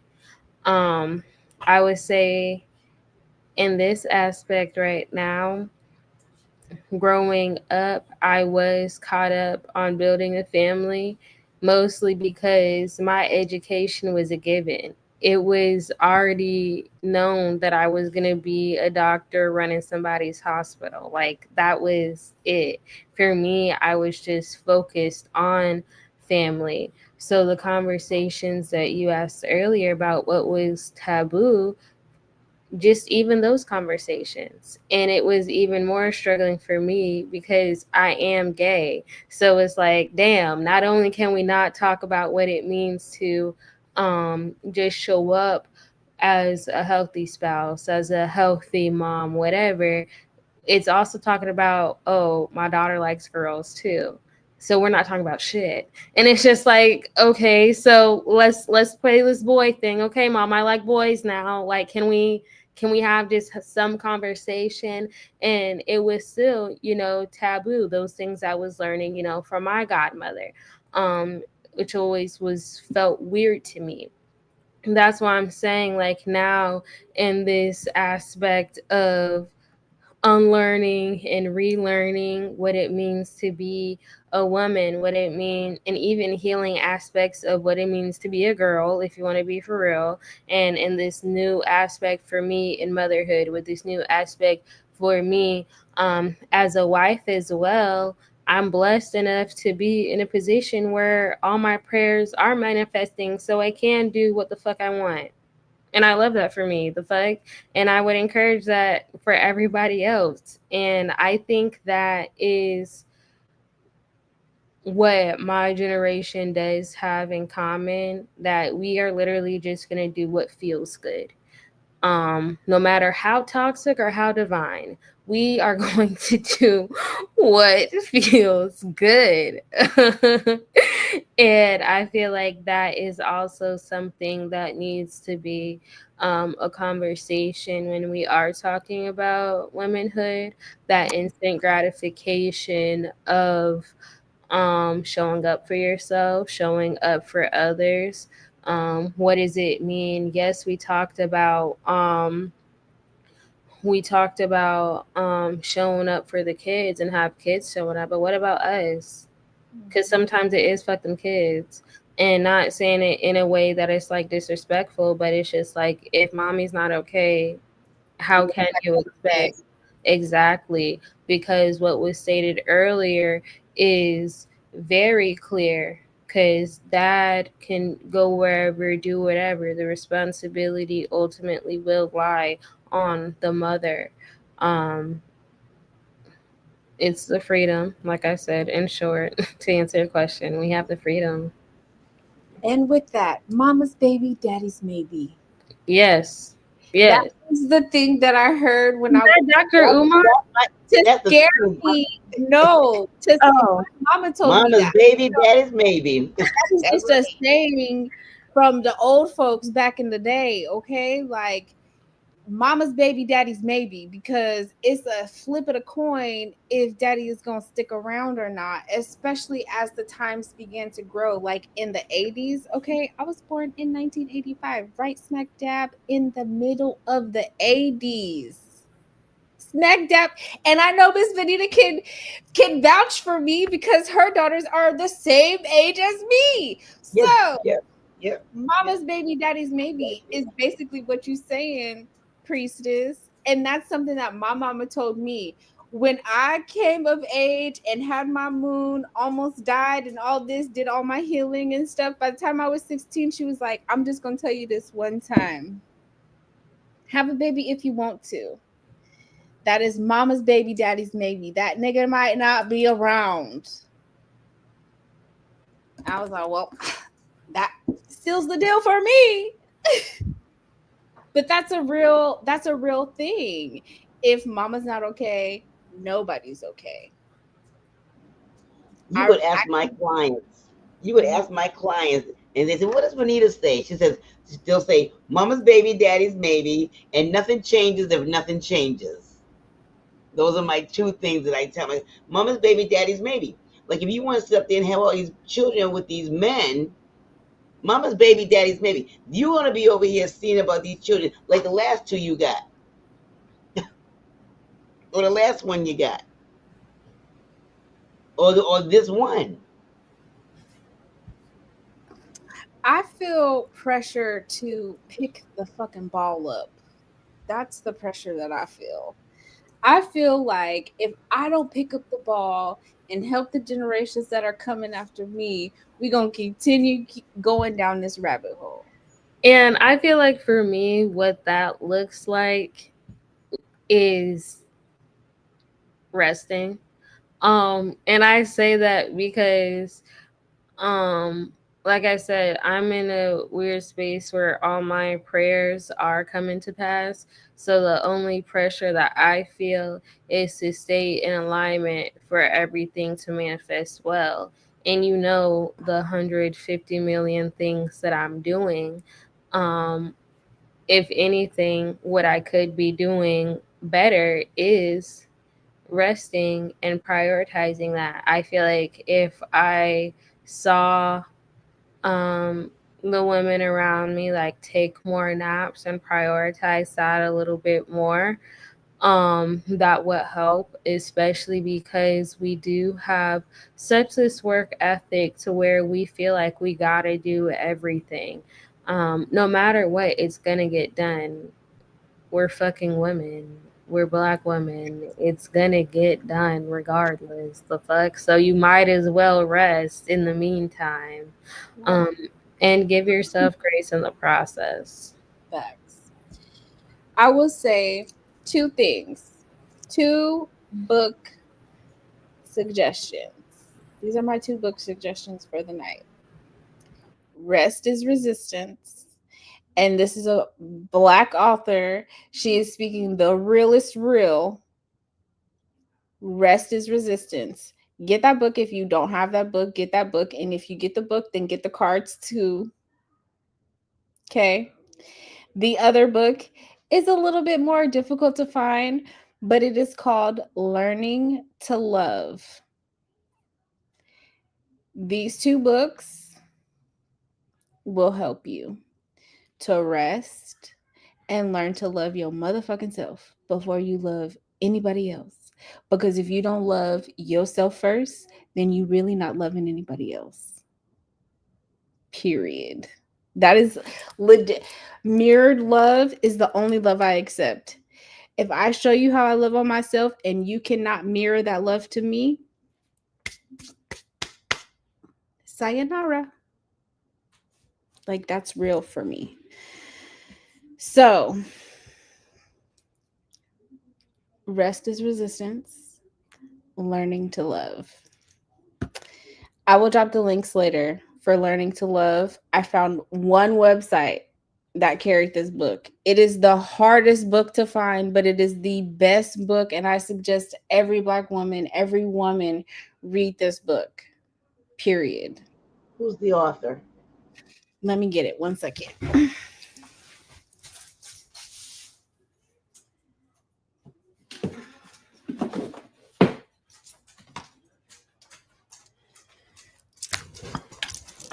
Learning to Love. This is what it looks like. The author is Victoria L. White. She is also the author of Staying Alive Through 25.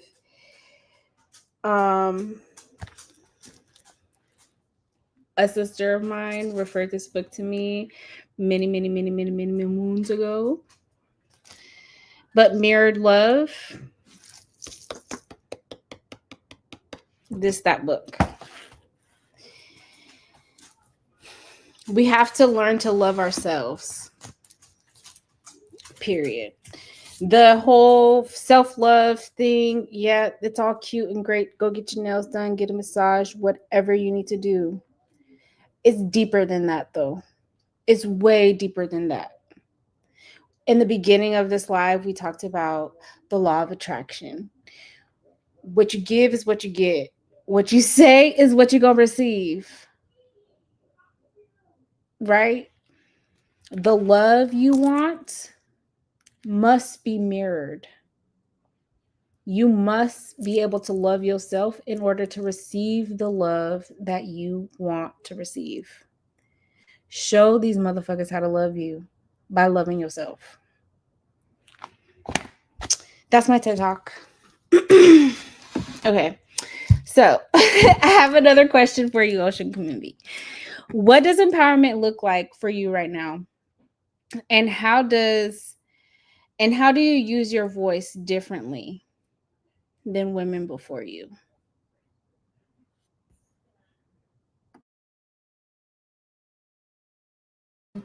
For me, I would say empowerment, literally, like I said earlier, is just popping my shit. I know that for me, it is important just to do 1% better than I did the day before, with the understanding that I'm not like every day is gonna look different. You are gonna have your ebbs and flows, but regardless, just keep going in the process. Um, for me, it's giving myself grace and being comfortable with where I am. I don't have to necessarily feel like something is wrong all the time, because I've created the life that I wanted to live. And if there's anything that I don't want to change, I have so many tools and technologies and resources, um, and a godmother to help me get that together. So I'm not really too concerned about that. Um, I'm using my voice differently.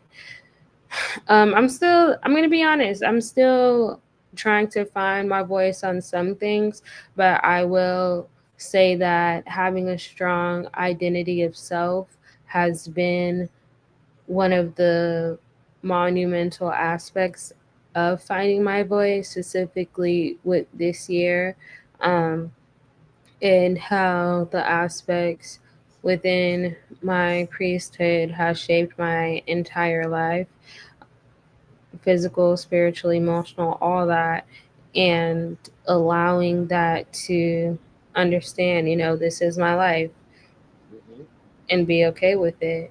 And also understanding that even with me studying and doing what I need to do, like for my doctorate and prepping for med school, things like that, again, is still part of the journey. So finding my voice looks like advocating for myself, again, with the wrestling, like I just told y'all, and giving myself grace and celebrating myself, not waiting till, something is wrong or something big to happen. Like, no, bitch, I'm that bitch just because the fuck. That part, I'm that bitch just cuz. Okay? So, I really appreciate what you said, Ocean Kemibi, because giving yourself grace, this is coming from a Black woman who is probably the hardest on herself. More hard on myself than I actually need to be, right? Giving yourself grace allows you the opportunity to accept what is and what is not. If you can get in the practice of giving yourself grace, like, yes, I did that shit. Yes, I'm her. And no, this does not belong here. And no, it's okay that I lost that. It's fine. It wasn't for me. Giving yourself grace in that way, it empowers you as a woman, just in a whole nother way. It's hard to kind of explain what I'm trying to say, but giving yourself grace is like, it's not diminishing the fact that you didn't get 5,000 people to show up to your event. Maybe only 500 showed up, but you give yourself grace for that. You give yourself You grace did for it. you did the event. Right, you didn't cancel, you didn't reschedule, you followed through. You give yourself grace for all the stress that you dealt with organizing that event. You give yourself grace. I do a Black Love Day event, and I think 2023 was the last big Black Love Day event that I did. And the theme was like under the sea, and I use the same people every year to decorate and come and do the things. And this year we were doing a ceiling installation. And I literally had to stop and give myself grace because I made the shit happen. It was way beyond budget, but it happened. It was way beyond budget, but it happened. And people came and they enjoyed it. And they literally was like, "Ooh, I really feel like I'm under the sea right now." And I was very pleased. And I had to give myself grace for flashing and crashing out. I remember you telling me about I have to give myself grace. Like, my man just left me at the venue because I didn't crash down on the people who helped me. And he's like, "You can't do that to people." And I'm like, "Fuck, I'm organizing a whole fucking event. Nigga." I had to give myself me. I literally had to give myself grace. And small and mighty them are my people. Them ladies are my people, for real, for real. They're like, "No, sis, we giving you grace because we know what it's like, organizing an event to this capacity. Grace is given, no worries." And I had to give myself grace, which is a different feeling. It's definitely not something easy to do, but if you can get in the habit of giving yourself grace if you don't get it right the first time, or if you got to double back and be like, "Hey, my bad," give yourself grace. You will be empowered for that. It doesn't make you a bad person. It really doesn't. All right, my last question for the evening. How do social media and beauty standards impact how you see yourself as a young woman today compared to what you've heard from older women? Okay, so I'll start off by saying, on behalf of my generation, y'all, I know we do too much. Okay, I know. I know we do too much, and it's not just the beauty filters, right? With the makeup and shit like that. It's also the vlogs, right? It's also the influencing fake content of, oh, here's my life. It insert whatever you know is not reality, right? Not only does it make it a little bit scary, I would say that there's a lot of missed messages that get caught up because there's a conversation about social media with beauty standards in general, and then social media and beauty standards as a black woman, and then social media and beauty standards as a young black woman, because all of those are very different. Because you see the bleach creams, right? You see the mad heat damage just to, make sure that you have some straightness to them kinky curls, right? It's a lot of manipulation that is being done to not only the body but also the mind. And I feel like it literally just takes one post for a little girl that looks like you to literally mimic what you do, whether it is right or wrong. But because I finally have somebody that has hair like me, or that has cheeks like me, or a nose like me, or grew up where I came from, then I'm going to follow this. And I feel like it brings about its own sense of responsibility that is not often considered, because it's just, we just posting just to post. And I feel like it's important what Priestess said earlier. Hey, if your kid follow me, this is what it is, okay? So because but then you do have like those conversations, like Cardi B, for example. Why the fuck is your kid listening to my music anyway? I don't make music for kids. So it's just like it breeds a lot of awareness that needs to have accountability, that needs to have responsibility, and also really truly understanding what your impact is. I feel like in some instances we are reclaiming our power. But in a sense, again, it does take a lot of work because it just takes that one post. Legitimately. I can remember I grew up in a very white town, and I can remember all the older women in my life telling me how beautiful I was. But when I went to school, it was a whole different story. If every black boy I went to school with dated non-black girls. And my experience with my own personal beauty was I had to come into that shit.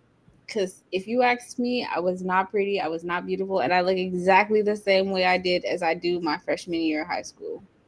I'm just a little bit more soft or whatever it is. I just am in my frequency. But I look exactly the same. I look exactly the same. So when I think about social media and societal beauty standards, I take myself out of that now. But it took me a long time to get here. Legitimately, it took me a long time to get to a place to where I was removing societal beauty standards and what I saw on social media and what all the little nappy headed boys that I went to school with actually like. I took myself out of that and I was able to really love who I am. And I think after my divorce, I went all natural. Literally, I went natural. I wasn't flat ironing my hair no more because I hadn't done any perms already in like a decade.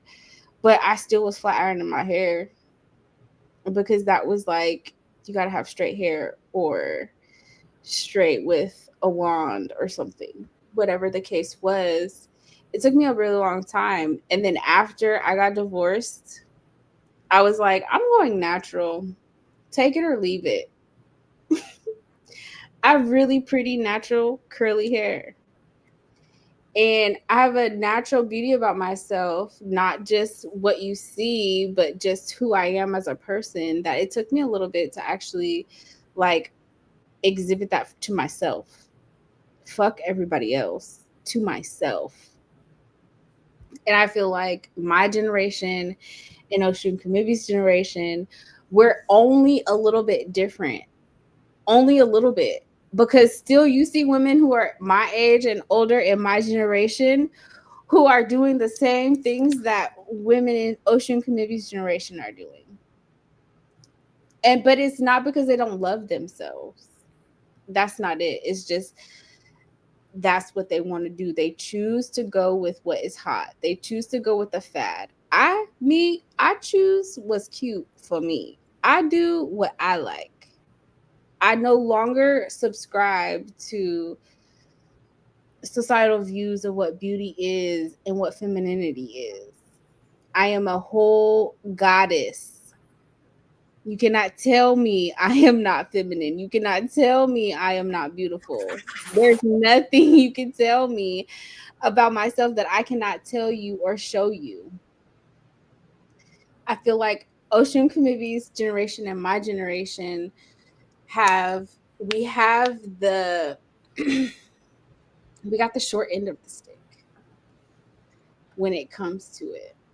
I often think about women in the 60s, 70s, and 80s and what their beauty standard was versus what our beauty standard is, and how they viewed themselves as women versus how we view ourselves as women. And there's not much different. There really isn't. Only thing that has changed is the year, the time, and the administration, unfortunately. But all in all, being a woman, coming into your womanhood, it is for you to decide what that looks like. It is for you to advocate for yourself, for you to get the rest that you need to not have them bags under your eyes. It is for you to decide what type of love you're going to accept and what type of love you're not going to accept. Being a woman is not being a mother. Being a woman is not being a mother. But being a woman is being honest and true to yourself. Being a woman is advocating for yourself or women like you. There's so many variations that we can sit here and we can say about what it means to be a woman, what it's going to be like for you to go through womanhood. But the reality is, we as women have the choice to decide what that looks like for ourselves and for those who come after us. This conversation has been very beautiful, and I adore you ladies for joining me. Thank y'all so very much. I know it's already almost 1 o'clock over there, so thank y'all. Oh my God, girl. So I have a couple announcements. If you're not in our private community, I want you to go ahead and go to join.learnarishahoodoo.com. It is lit in our personal private community. I be giving everybody WAP advisories. Do them Kegels, girl. Osun Kemibi be dropping Bible verses. Ia be having us on the mat. We be sharing pictures. It's a whole vibe up in OHI. Legitimately. Okay. So if you are in search of a spiritual community, if you are looking for a mentor to help guide you on your spiritual journey, go to join.learnarishahoodoo.com.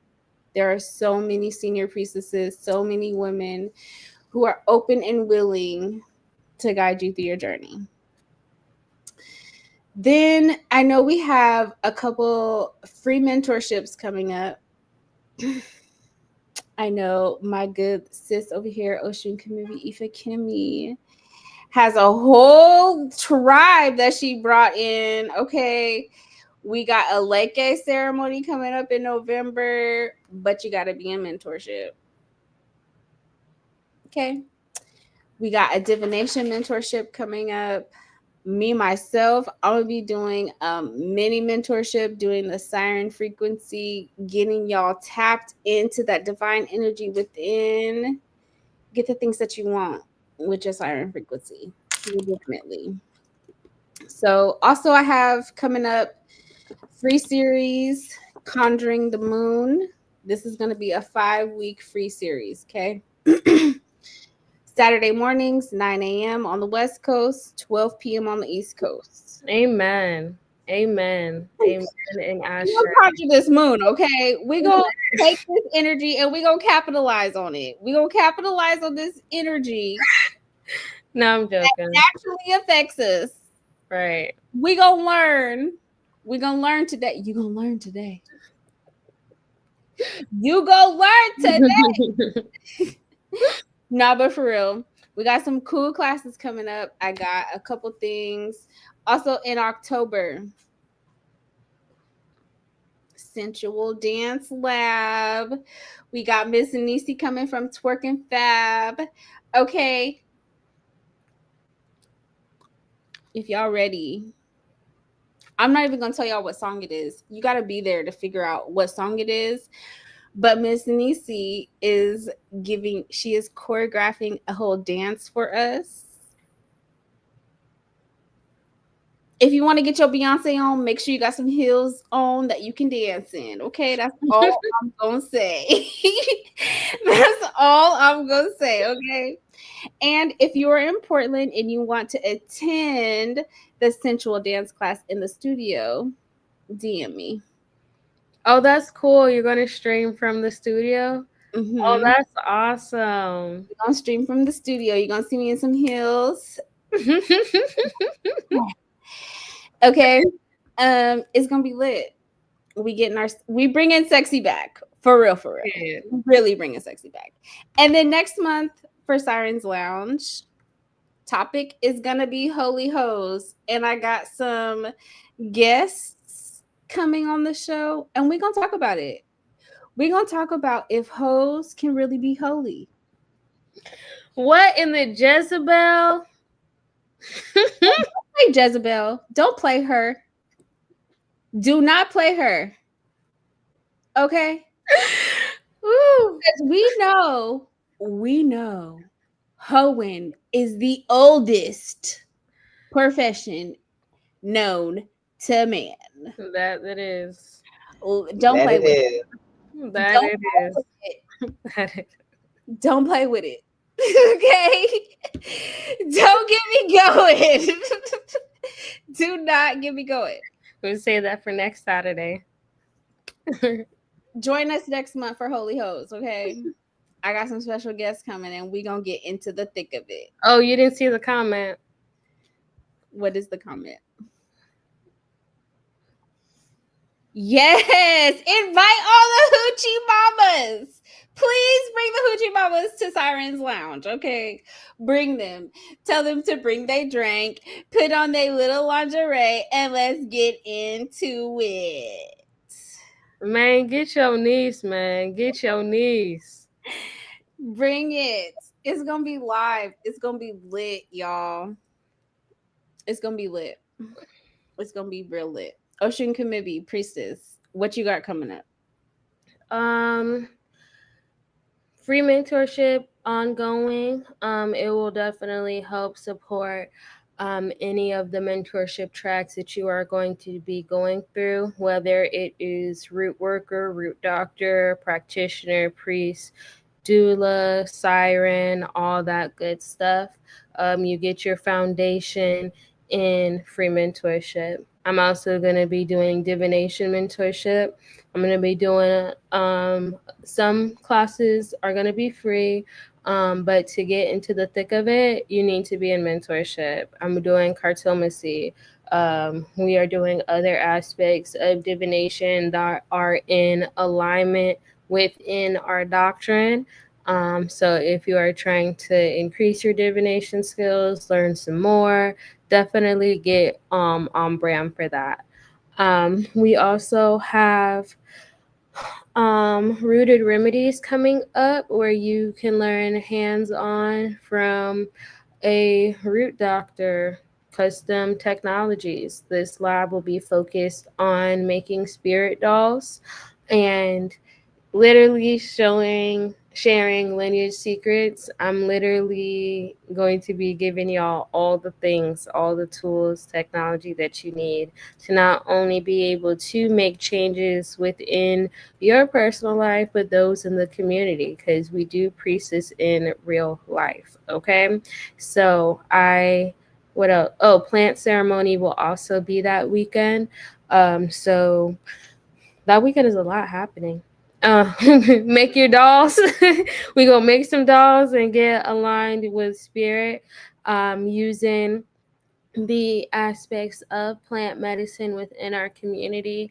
And just so we're clear, it is not just some trippy shit that you see on the news or wherever the fuck y'all be tripping at. No, this is a controlled, safe space with initiated priestesses and trained staff to help you understand the energy of what's going on. So, whatever the theme is for this session, and you'll be guided through accordingly. Okay, no bullshit, because we don't play that. It's literally everybody getting into alignment in whatever way that looks like for them.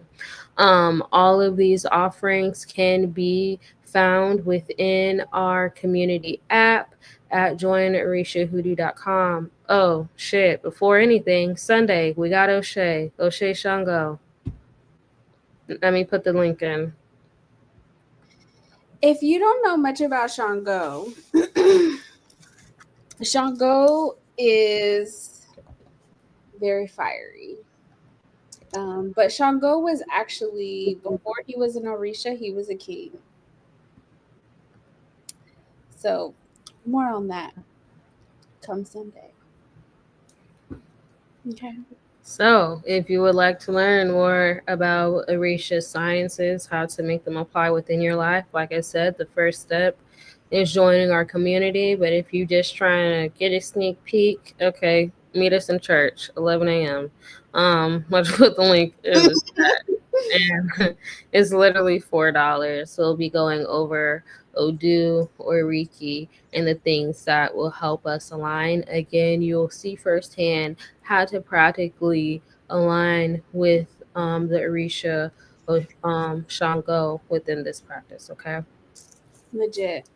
Well, Miss Venita, do you have any announcements you would like to share? I know you on the East Coast, you got a business, you got classes, you got groups, you got all kinds of things. What you got? Yeah, I'm a licensed mental health counselor. I do counseling, and I also run a group on Facebook. You just see my name, Venita Cheney Qualls. There is a code that you can tap into at 12 o'clock to 1 o'clock. I run a group called The Power of Self. Right now, we're talking about the stages of change. Where are you in the stages of change? We're in the third quarter of the third month of the third quarter. In the next 9 days, maybe 11 days, we will be out of that and going into the fourth quarter. In 90 days, we will be saying Merry Christmas and Happy New Year. So, where are you in your stages of change? What are you doing to evolve? What are you leaving behind in 2025? Because we don't bring all that old stuff into a new year. The new year will bring its own stuff. So, in the stages of change, we're working on what are you leaving behind that no longer serves you? What part of you needs mending and loving? And then after that, letting it rest so you can come into the power of self. So at 12 o'clock to 1 o'clock, I run a group. You can find me on Facebook. And I hope you do join. It is free for now. Definitely for now, because you already know. She already know what time it is. Exactly. You didn't want to get this good. Exactly. We love alignment. You better And get we it. do sound. We do So sound bowls. if you're unaware, there are lots of opportunities for elevation, lots of opportunities for healing, lots of opportunities for you just to tap the fuck in, okay? If you're not tapped in, what are you doing? If you are not tapped in, what are you doing? I love y'all. Thank y'all for joining us tonight. It has been a long Sirens Lounge. We typically keep this to an hour, hour and a half, but you know, womanhood is so intricate. We couldn't just keep it to an hour. I had to get through all the questions that I had. And we got some future topics to talk about from our audience. Our audience is like, this topic, this topic, this topic. So we got some future topics to talk about. So it looks like the sacred womb isn't actually going to be ending. It looks like it's going to be a repeat thing. So we're going to figure it out. But for now, have you a good night. I'm about to finish off this little bottle of wine I got, get back to my Westerns, and I'm going to have a good evening. Y'all have a beautiful evening, and I hope to see y'all next month for Holy Hose. Okay? And I will see y'all in the ether. As I always say, test these waters if you want to. Peace. Peace.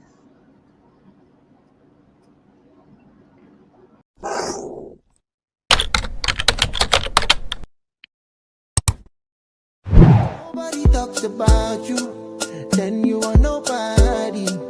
Then you are nobody. Remember. Thanks, y'all.